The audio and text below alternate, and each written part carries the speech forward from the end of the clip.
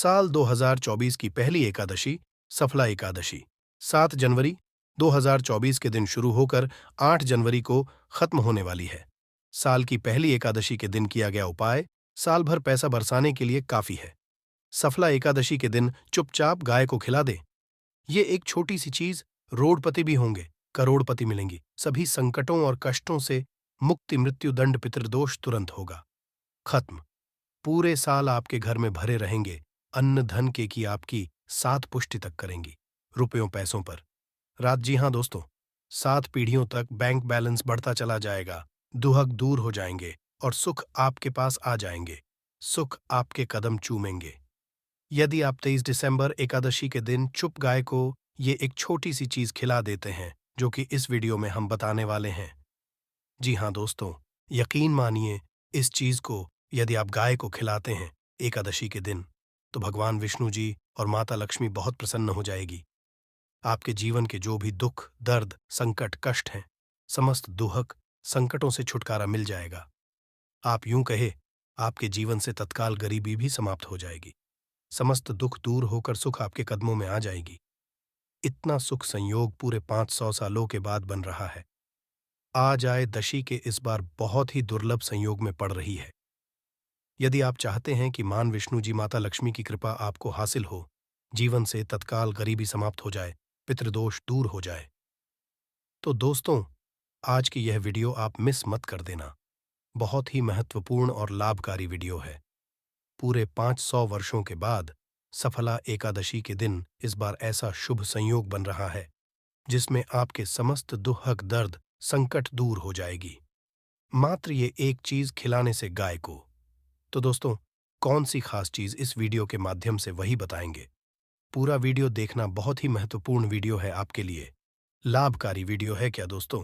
Video का सबसे तो आपसे रिक्वेस्ट करते हैं, भगवान विष्णु जी और माता लक्ष्मी के सच्चे भक्त वीडियो को लाइक कर देना और सच्चे दिल से कमेंट्स बॉक्स में जय श्री विष्णु, जय महालक्ष्मी, जय गौ माता जरूर, जैसे आपकी समस्त मनोकामनाएं पूर्ण हो जाएं। और ज्यादा से ज्यादा वीडियो को अपने दोस्तों में शेयर जरूर करना। दोस्तों, आपको बताना चाहेंगे कि हिंदू धर्म में का बड़ा महत्व होता है। साल में कुल 24 एकादशी पड़ती है, यानी हर महीने एकादशी पड़ती है, प्राप्ति भी होती है और समस्त पापों से उनको मुक्ति मिल जाती है। और दोस्तों, आपको बता दे, इस दिन आपको भगवान विष्णु जी के साथ माता लक्ष्मी की भी पूजा अर्चना जरूर करनी। या दोस्तों, इस दिन विधि विधान से भगवान विष्णु जी, माता लक्ष्मी की पूजा करें। मंदिर और पूजा स्थल को साफ कर आपको भगवान विष्णु जी, माता लक्ष्मी की मूर्ति को स्थापित करना चाहिए। इसके बाद उन पूजा विधि अनुसार पूजा करें, व्रत का संकल्प लें और विष्णु जी और माता लक्ष्मी को नमस्कार करें। भगवान विष्णु, माता लक्ष्मी की पूजा में आपको फूल, नारियल, सुपारी, फल, लौंग, अगरबत्ती, घी, पंचामृत, भोग तेल का दल और दाल, चंद्र जरूर रखने चाहिए। आपको पूजा करें और विधि विधान से भगवान विष्णु जी, माता लक्ष्मी की आरती करें। व्रत कथा जरूर पढ़ें और अगले दिन व्रत का पारण जरूर करें। द्वादशी के दिन को भोजन कराएं। यथाशक्ति सामर्थ्य के अनुसार अन्न, धन, वस्त्र का दान करें। यदि आप ऐसा करते हैं तो भगवान विष्णु जी, माता लक्ष्मी प्रसन्न होकर आपकी समस्त मनोकामना को पूर्ण कर देते हैं।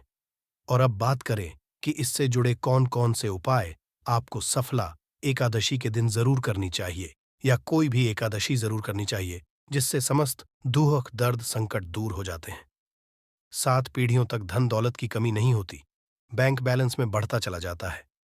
समस्त दुख, जो भी जीवन के दुख, दर्द, संकट दूर हो जाते हैं और सुख आपके कदमों में आ जाते हैं, सुख आपके पास आते हैं। चलिए शुरू करते हैं। कौन कौन से गाय से जुड़े उपाय। दोस्तों, सनातन परंपरा में गाय गंगा और गायत्री का बहुत ज्यादा धार्मिक महत्व है। मान्यता है कि माता के पर 33 कोटि देवी देवताओं का वास होता है। गौ माता की सेवा एवं पूजा करने वाले जातक पर इन सभी देवी की कृपा बरसती है। गौ सेवा से न सिर्फ इस जन्म के बल्कि पूर्व जन्म के भी दोष दूर हो जाते हैं। प्रत्येक सुबह जब आपके घर में भोजन बनना प्रारंभ हो, तो सबसे पहले बनाई गई रोटी को आप गौ माता नाम से निकाल दें और भोजन करने से पूर्व गौ माता को इस रोटी को खिलाएं। यदि संभव तो काली गाय को खिलाएं। यदि काली गाय ना मिले तो सफेद गाय को भी आप खिला सकते हैं। प्रत्येक पूजा और मांगलिक कार्य में गौमाता या से जुड़ी चीजें जैसे गाय का गोबर, गौमूत्र, गाय का दूध अथवा गाय के दूध से बना घी जरूर शामिल करें। इससे आपको पुण्य की प्राप्ति होगी। सनातन परंपरा के अनुसार जिस गाय होती है उस घर से जुड़े सभी वास्तु दोस्त समाप्त हो जाते हैं। किसी भी पूजा में गाय से हासिल पंचमय युक्त पदार्थ का उपयोग जरूर शामिल करें, क्योंकि पंचम के बिना कोई भी पूजा पाठ और हवन सफल नहीं होता। जहां दोस्तों, गौ कृपा पाने के लिए प्रतिदिन सप्ताह अथवा महीने में परिवार समेत एक बार गौशाला जाने का नियम जरूर बनाएं और वहां गायों को हरा जरूर खिलाएं। इससे आपको शुभ फलों की प्राप्ति और साथ ही गौ सेवा और गौ पूजा से नौ ग्रह शांत हो जाते हैं और इनसे जुड़े दोषों का निदान हो जाता है। गर्मियों में गौ माताओं को पानी पिलाए और सर्दी में गौ माता को गुड़ जरूर खिलाए। ध्यान रखिए कि गर्मियों में गाय को गुड़ न खिलाएं। अनेक देवी देवता को अपने शरीर पर धारण करने वाली गौ माता से जुड़े कई शुभ और अशुभ संकेत भी होते हैं। मसलन, गाय का दूध धोते समय यदि गाय ठोकर मार दे और सारा दूध बिखर जाए तो अपशगुन होता है। यदि कोई निकल रहा हो और गाय अपने बछड़े को दूध पिलाती सामने आ जाए तो निश्चित रूप से जिस यात्रा के लिए आप निकले हैं वह यात्रा आपके लिए जरूर ही सफल होगी और वह काम जिसके लिए आप निकले हैं वह जरूर ही पूर्ण होगा। यात्रा पर समय बाईं ओर गाय की आना और रात्रि में गाय की हुंकार करना भी शुभ होता है दोस्तों। साथ ही साथ गाय के साथ आप भूलकर भी यह काम न करें, अन्यथा मिलता है घोर पाप और जीवन भर की परेशानियां। जी हां दोस्तों, गाय को राष्ट्रीय पशु बनाए जाने और इन्हें मौलिक अधिकार दिए जाने की बात है तो सवाल उठता है कि गाय जब भारतीय संस्कृति का अहम हिस्सा है तभी गाय के साथ लोग खराब व्यवहार कैसे कर लेते हैं। गाय दर दर रहती है, भरपेट इन्हें चारा तक लोग नहीं देते। गाय जब तक दूध देती रहती है तो उनकी सेवा होती है और जैसे ही दूध देना बंद कर देती है तो लोग इन्हें उनकी किस्मत पर छोड़ देते हैं, सड़कों पर और गलियों में भटकने के लिए। ऐसे में जीवों को कोई डंडे से मारता है तो कोई उन पर पानी डाल देता है, कभी वाहनों से इन्हें ठोकर लग जाती है तो बीमार होकर बेचारी ये गाय दम तोड़ देती है। ऐसे में जरूरत है इन बातों को कि गाय को लेकर में क्या कहा गया है, गाय के साथ आपको कैसा व्यवहार करना चाहिए। क्या दोस्तों, गाय को कभी भी मारना पीटना नहीं चाहिए। शास्त्रों में गाय को माता का दर्जा दिया गया है। गाय को मारने पीटने वाला माता को मारने पीटने वाले के समान पाप का भागी माना जाता है। ऐसे घरों को लोक में वर्षों तक कष्ट भोगना पड़ता है, अगले जन्म पशु में मिलता है। कथा है कि गौतम मुनि ने गलती से गाय को डंडा मार दिया जिससे गाय की मृत्यु हो गई थी और इस पाप से के लिए इन्हें वर्षों तक तपस्या करनी पड़ी। भगवान श्री कृष्ण जी ने बैल स्वरूप में आए वृद्धासुर का वध कर दिया था, जिससे मुक्ति के लिए भगवान श्री कृष्ण को संपूर्ण तीर्थों को एक कुंड में बुलाना पड़ा और इस कुंड में स्नान से वह पाप मुक्त हो गए थे। साथ ही साथ जो लोग पानी पी रहे को भगाते वे घोर पापी के भागी बनकर कुत्ते भोगते हैं, ऐसा पुराणों में बताया गया है। जबकि जो लोग गाय के लिए प्याऊ और चारागृह बनवाते हैं वो महा होते। ऐसे लोग घोर पाप से मुक्त होकर स्वर्ग पा जाते हैं और बड़े ही धनवान कुंड में जन्म लेकर सुख भोगते हैं और साथ ही साथ आराम कर रही गाय को कष्ट देकर कभी भी उठाना नहीं चाहिए। कहते हैं कि जिस स्थान पर गाय बैठी है वहां से नकारात्मक ऊर्जा समाप्त जाती है। गाय के बैठने की जगह को जो लोग नियमित साफ रखते हैं वे पूर्व जन्म में किए गए जाने अनजाने में पापों से मुक्ति हो जाते हैं और गोलोक में आते हैं। गाय को डंडा मारकर उठाना, पानी डालकर उठाने से मनुष्य पाप का भागी है और अगले जन्म में उसे दर दर भटकना पड़ता है। और साथ ही साथ शास्त्रों में बताया गया है कि गाय का दूध उसके बछड़े के लिए होता है। गाय के बछड़े से हुआ दूध ही मनुष्य को लेना चाहिए। कुछ लोग एक बार गाय को दोहू लेने के बाद फिर से बछड़े के लिए बचा हुआ दूध भी धो लेते हैं। ऐसा करना घोर पाप कहा जाता है। ऐसे दूध को दोहाने वाला और ग्रहण करने वाला दोनों ही पाप के भागी बन जाते हैं। दोस्तों, साथ ही साथ शास्त्रों में कहा गया है कि गोवंश यानी गाय और बैल के नहीं बैठना चाहिए। इनके पीठ पर बैठने से महापाप लगता है। ऐसे लोगों की यातना भोगनी पड़ती है। एकमात्र महादेव के उत्पन्न नंदी ही गोवंशी है, जिस पर स्वयं महादेव और महादेवी सवारी करती है। क्योंकि नंदी ने स्वयं अपनी इच्छा से महादेव की सवारी बनना स्वीकार किया था। और साथ साथ शास्त्रों में गाय के दान को बहुत ही महत्व दिया गया है। परंतु ऐसी गाय का दान कभी नहीं करना चाहिए जो बूढ़ी और बीमार हो। कठोप निसंदेह में नाचिकेता की कथा भी इस संदर्भ में है कि जिस नाचिकेता ने पिता द्वारा बूढ़ी गाय को दान करने पर आपत्ति जताई, दूध देने वाली और बछड़े सहित जो लोग गाय का दान करते हैं, महान पुण्य को हासिल करके स्वर्ग में स्थान पाते हैं। दोस्तों, साथ ही साथ सूर्य, मंगल या शुक्र की युति राहु से हो तो पितृदोष होता है।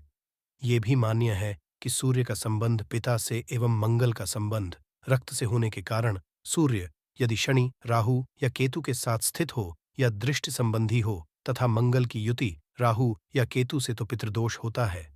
इस दोष से जीवन संघर्षमय बन जाता है। यदि पितृदोष हो तो गाय को प्रतिदिन या किसी भी एकादशी को या किसी पूर्णिमा के दिन या अमावस्या को रोटी, गुड़, चारा आदि खिलाने से पितृदोष समाप्त हो जाता है। साथ ही साथ देसी गाय की पीठ पर जो कक्कुड़ कुबड़ होता है वह बृहस्पति गुरु है। अतः जन्मपत्री में यदि बृहस्पति अपनी नीच राशि मकर में हो, सफल होगी। और साथ ही साथ ये संकेत भी जाने, यदि आप यात्रा पर जा रहे हैं और सामने आपके गाय पड़ जाए अथवा अपने बछड़े को दूध पिलाती हुई सामने गाय दिखाई दे जाए, तो समझ जाना कि वह यात्रा आपके लिए जरूर ही सफल होंगी। और साथ ही साथ घर में गाय होती है, उसमें वास्तु दोष स्वतः ही समाप्त हो जाता है। और साथ ही साथ बता दें कि गाय को आप जो भी रोटी बनाएं, प्रतिदिन ताज़ी रोटी ही बनाएं। गाय को अगर आपने रोटी बनाई है तो कोशिश करें कि उसको आप तुरंत ही गाय को दे दें। अगर आप उस रोटी को रख देंगे और उस रोटी को अगले रोटी मानी जाएगी, गाय को कभी भी बासी रोटी ना दें। इससे घर में नकारात्मक ऊर्जा वास करती है और जो भी कार्य आपके बनने वाले होंगे वह कार्य भी आपके बिल्कुल भी नहीं बनेगी। इससे आपके घर में हमेशा दरिद्रता वास रहेगा और आप भी कार्य को करेंगे, उस कार्य में आपको हमेशा असफलता ही हाथ लगेगी। इसलिए कोशिश करें गाय को रोजाना ताजी बनाकर खिलाएं और रोटी को बिल्कुल ना रखें। बांसी रोटी गाय को ना दें और साथ ही साथ सड़ी चीजें गाय को नहीं खिलानी चाहिए।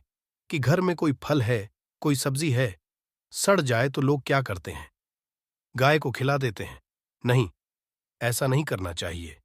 ऐसा करने से यदि आप गाय को खिलाते हैं तो और आप पाप के भागी बन जाते हैं। आप बिल्कुल भी सड़ी चीजें गाय को ना खिलाएं और साथ आप आटे की 11 लोहियां बनाकर उनके ऊपर हल्दी लगाएं। इसके बाद उन 11 लोहियों को एक एक करके को खिलाएं। प्रत्येक लोहे को खिलाते समय गाय के सिंघों पर आप हाथ फेरें, पीठ पर हाथ फेरें, मस्तक पर हाथ फेरें। माता गाय के आप चरणों के स्पर्श करें। जहां दोस्तों ऐसा करने से आपके समस्त कार्य बनने लगेंगे। जो दोहक का समय चल रहा है वह भी समाप्त होगा। आपके में खुशियां ही खुशियां होंगी। और एक बार आप 7 बार गाय की परिक्रमा कर लें तो आपके समस्त कार्य पूर्ण होंगे। साथ साथ आप गाय को जब भी रोटी दे, रोटी पर या तो आप थोड़ी हल्दी लगा ले या थोड़ा गुड़ रख ले। अगर गुड़ ना हो तो आप थोड़ा मिश्री रख सकते हैं, थोड़ा घी रख सकते हैं। या दोस्तों, गाय को कभी भी सूखी रोटी ना खिलाए। सूखी का मतलब गाय को जो रोटी रख के खिलाए उस पर कुछ ना कुछ रख कर खिलाए। हल्दी रख, गुड़ रख ले, मिश्री, घी या जो भी रख ले। मतलब खाली रोटी नहीं खिलानी है। ध्यान इस बात का रखें, जब ही आपको शुभ फलों की प्राप्ति होगी। जी हाँ, है दोस्तों, ये थे गाय से जुड़े कुछ पूर्ण उपाय, कुछ बातें जिन्हें आपको जरूर करना है।